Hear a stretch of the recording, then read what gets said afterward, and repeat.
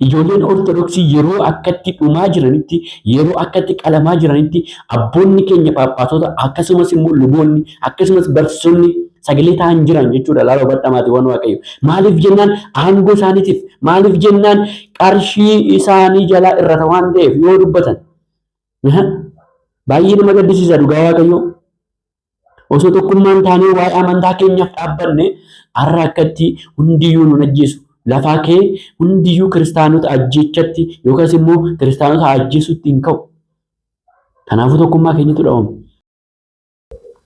Nageenyi Waaqayyoo isiniif haa baay'atu. Maatiiwwan Waaqayyoo hundumti keessan iyyuu yeroo hunda caalaa viidiyoo kana dhugaa Waaqaan isiniin jedha share, copy link akkasumas immoo dhimma ilaallatu biraan nuuf ga'a. Maqaa Waaqayyoon isin gaafadha. Dhugaarra waa'ee wanta nama gaddisiisu ammas ajjeechaan uummata kiristaanota Arsii jechuudha akkuma itti fufetti jira. Maatiiwwan Waaqayyoo yeroo darbe viidiyoo hojjenne irratti namoonni baay'een keessan akkuma argitan dhugaa dubbachuu fi amma hin dhaabbanne jechuudha.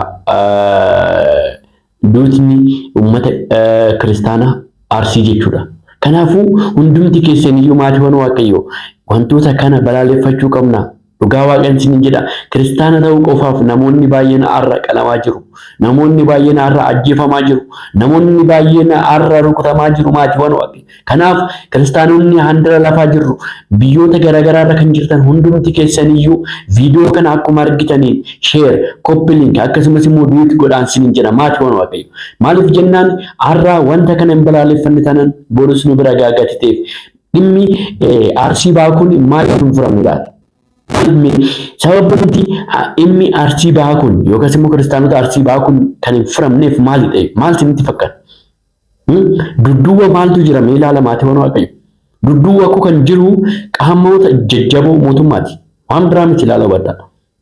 Jechi koo qaamota wanta kana jajjabeessanitu jira. Amma fakkeenyaaf bulchaan Arsii ba'aa maal jedhee finxaaleeyyii jedhe. Finxaaleeyyiin maqaa balleessii gochaa jirti malee namni tokko hin duune jechaa jira. Garuu immoo kiristaanonni du'anii guyyaa guyyaan dabalaa jira maatiiwwan Waaqayyoo ilaa hubadhaa. Hagam akka gadda isaaniirra hin ibsanne jechuudha. Nama du'e kanaa fi bulchaan achii kun gadda isaaniillee hin ibsanne jechuudha. Waan nama dhugaa Waaqa. Baay'ee nama ajaa'ibsiisa dhugaa. Baay'ee tokko nama gaddisiisa Rabbi. Maaliif jennaan namni tokko namummaa isaatiin iyyuu namni tokko yoo dhukkubsate namni tokko yoo du'e cal jedhamee ilaalama. Furmaan itti kennamu qabu. Haaraa iyyinaan itti baase dhugaa Waaqaan isiniin jedha. Jechi koo sagalee ta'a waluma jennu amma guyyaa kaleessas nama jaatu du'e arras nama lama. Hin gaddamu akkasumas. Dhugaa Waaqayyoo baay'ee nama gaddisiisa. Maali waan akkana?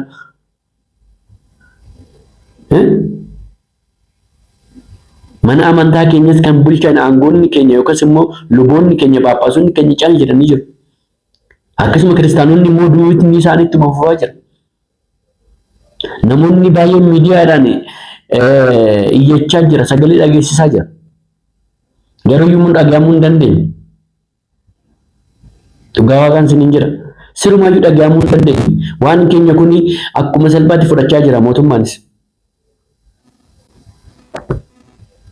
Kanaafuu kiristaanota hundumti keessaniyyuu yeroo amma itti jabaannudha dhugaa. Keessattuu ijoolleen Ortodoksii Oromoo taatan dhugaa Waaqaan isiniin jedha. Wanti dhufaa jiru kun maalidha? Ortodoksii Oromoo kan jedhamu lafa Oromiyaa keessaa balleessina jedhamee wanta kaa'amedha kun. Waan biraa miti jechuudha. Ilaala sirrittiin ilaala xiinxalame yeroo hundaadha jechuudha. Ijoollee Ortodoksii Oromoo kana irratti ka'iinsi kan uumamu asiin Islaaman, asiin Protestaantiin, asiin Waaqeffataan dhugaa baay'ee nama gaddisiisa maaran.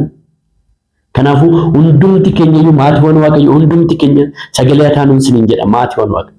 Maaliif jennaan har'a sagalee yoo hin taane wanti kun borus immoo kana caala nutti deebi'a jechuudha. Kiristaanonni addunyaa irraa balaaleffamaa jiru. Kiristaanonni addunyaa irra du'aa jiru dhugaa Waaqaan isiniin jedha. Biyyoota garaagaraa keessatti. Kanaafiyyuu hundumti keenya tokkummaan taanee maal gochuu qabna ree? Dubbii kana waan kana falmachuu qabna jechuudha kiristaanota. Hundumti keenya falmachuu qabna jechuudha. Tokkoffaa bulchaan Phaaphaasii godina Arsii maaliif cal jedhe?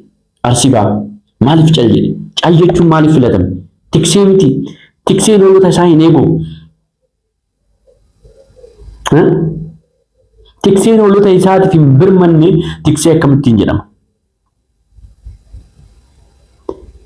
Egaa kiristaanota hin eegniti akkamittiin eegaa amantaa jedhama? Kanaafii tokkoffaa kan gaafatamu qabu isaadha jechuudha maatii waan waaqayyo.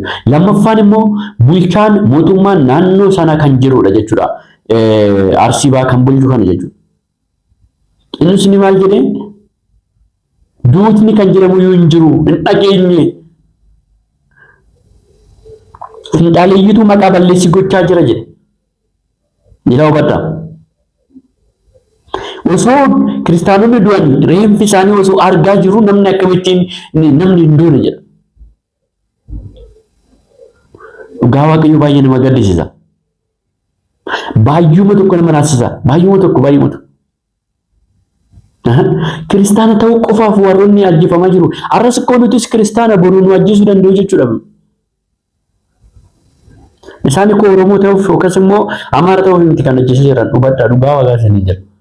Isaan kan ajjeesaa jiranii Oromoo waan ta'aniif osoo hin taane amantaa isaanii Ortodoksii waan ta'eefidha jechuudha. Isaan immoo ilaalchi isaanii Ortodoksii kan jedhamu lafaa kanarraa balleessuudha. Kanaafuu hundumti keenya iyyuu immoo yeroo akkas jedhan kana tole jennee fudhachuu hin qabnu jechuudha.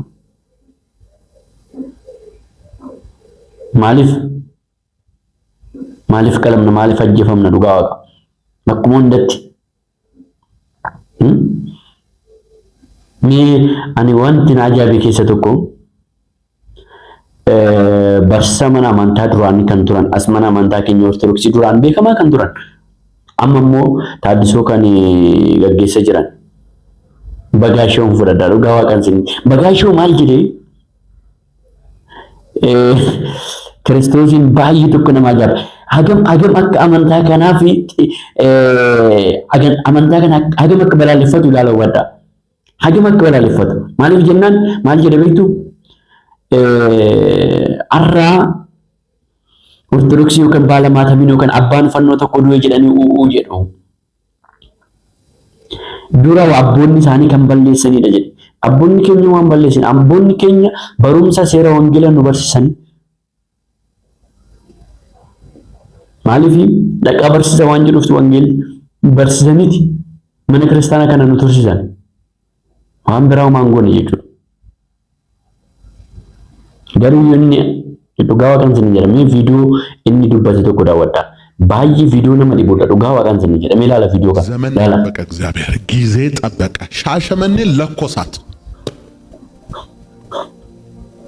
ማንም ሰው አሁን ላይመስለው ይችላል። አንተ ባሪያው እኮ ነኝ። አሁን ያ ሁሉ ተረስቶ ተጠቃን እንዲሆንን እንዴ አንተ ምን አርገ ነው? nama jara dhugaa waaqayyoon sin jedha.